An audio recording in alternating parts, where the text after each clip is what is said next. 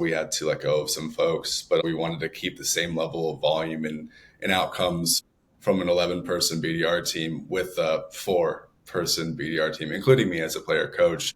A lot of BDR work is research. A lot of it is hunting. A lot of it is building lists. Well, how can we build that at a macro level? How do we get more granular on the front end to get more quality prospects in the funnel with a lower head count?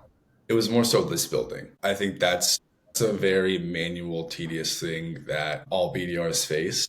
And if you can automate that and just have the BDRs focus on actually selling, you're going to get a lot more productivity, but a lot more just quality too, because you can control the list from a leadership perspective more so than you can from a rep to rep perspective. It just helps them get to work and do what they do best, which is, book the meetings and build relationships. Now we've onboarded Titan X, so we're able to see tier 1 accounts with tier 1 data for propensity to pick up. So we'll focus on those first, and we'll have tier 1 accounts with propensity to pick up who like 5 to 10%.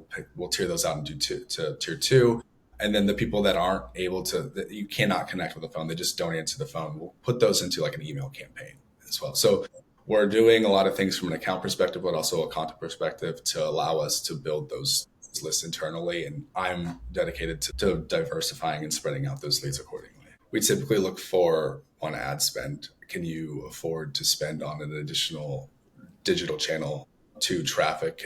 How much traffic are you getting to your website that we can actually convert and help those conversions, but also increase that traffic? So we take a percentage of total revenue from ZoomInfo, allocate that to what the D2C revenue would be. And then website traffic you can scrape, and we have licenses with Similar Web that allows us to be able to understand data traffic or website traffic for these companies. But something that is an indicator for us that's like, I guess, more intent without it being intent. We used to do, we mentioned earlier in our chat, that our reps were booking like 20 meetings a month. Now we had I was able to book 49 meetings 1 month. Another rep was able to book 46 another month. And we had some pretty strong results in the first 2 months.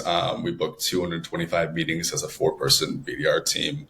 63% of those qualified, 80% moved on to a proposal, and then our AE team of 2 closed 45% of those. So pretty gnarly revamp. So like the overall increase in efficiency and output, because we're doing things a lot more front loaded, is able to get us a lot more outcomes in the back while still converting at a relatively similar like outreach to booked metric and ratio.